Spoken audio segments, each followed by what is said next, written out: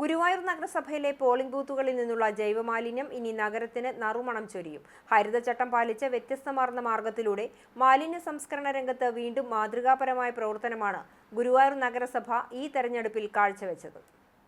ഇത്തവണ ഗുരുവായൂർ നഗരസഭയുടെ 46 വാർഡുകളിലെ 70 പോളിംഗ് ബൂത്തുകളിൽ നിന്നുള്ള ജൈവമാലിന്യം ശേഖരിക്കാനായി ഇനാക്കുലം നിറച്ച ചെടിച്ചട്ടി കരുതിയിരുന്നു.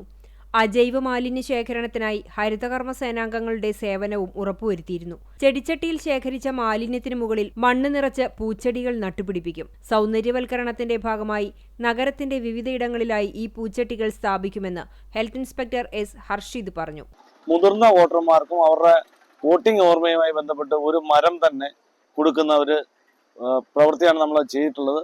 ആ മരത്തൈ വിതരണവും അതോടൊപ്പം തന്നെ നമ്മളുടെ അവിടെ ഉണ്ടാകുന്ന അതായത് പോളിംഗ് ബൂത്തുകളിൽ ഉണ്ടാകുന്ന മാലിന്യങ്ങൾ ചെടിച്ചട്ടികളിൽ ഇനോക്കുലം നിറച്ച ചെടിച്ചട്ടികളിലേക്ക് ഇടുകയും അതിനുശേഷം ഈ മാലിന്യത്തിന്റെ തിരഞ്ഞെടുപ്പ് പൂർത്തിയാകുന്ന മുറയ്ക്ക് ഈ ചെടിച്ചട്ടിയിലേക്ക് ബാക്കി ഇനോക്കുലവും മണ്ണും കൂടി ചേർത്തിട്ട് അതിനെ തൈയാക്കി മാറ്റി തൈ നട്ട് ഒരു നഗര സൗന്ദര്യവൽക്കരണത്തിന് ഉപയോഗിക്കുന്ന ഒരു പദ്ധതി കൂടിയാണ്.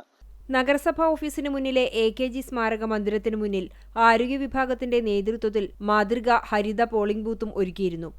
പോളിംഗ് ബൂത്തുകളിൽ ഉപയോഗിക്കാൻ അനുമതിയുള്ള വസ്തുക്കളും ഇല്ലാത്തവയുമാണ് ഇവിടുത്തെ വോട്ടിംഗ് യന്ത്രത്തിൽ ചിഹ്നങ്ങൾക്ക് പകരം കൊടുത്തിരുന്നത്. ഉപയോഗിക്കാവുന്ന വസ്തുക്കൾ ചിഹ്നങ്ങളുടെ നേരെയുള്ള ബട്ടണിൽ അമർത്തിയാൽ പച്ച തെളിയും. പാടില്ലാത്ത ചിഹ്നങ്ങൾ തൊട്ടാൽ ചുവപ്പ് ലൈറ്റും തെളിയും. പുനരുപയോഗിക്കാവുന്ന തുണി, കയർ എന്നിവയാണ് ഇതിന്റെ നിർമ്മാണത്തിന് ഉപയോഗിച്ചത്.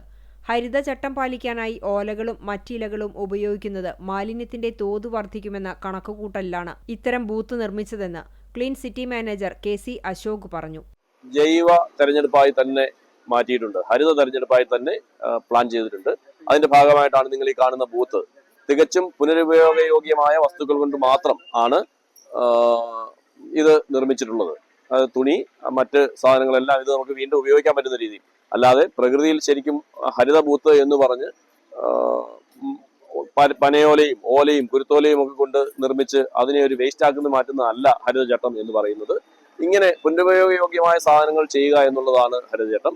അതുപോലെ ഞങ്ങൾ നൂതനമായ പല ആശയങ്ങളും ഉൾക്കൊള്ളിച്ചുകൊണ്ടാണ് ഇത്തവണത്തെ പ്രകൃതി സൗഹൃദ തെരഞ്ഞെടുപ്പ് നടത്തുന്നത്. നഗരത്തിന്റെ മാലിന്യത്തൊട്ടിയായിരുന്ന ചൂൽപ്പുറം ട്രഞ്ചിങ് ഗ്രൗണ്ട് പൂങ്കാവനമാക്കി ദേശീയതലത്തിൽ തന്നെ ശ്രദ്ധ നേടിയ ഗുരുവായൂർ നഗരസഭ ഈ തെരഞ്ഞെടുപ്പിലും ശ്രദ്ധേയമായ നേട്ടമാണ് കൊയ്തത്.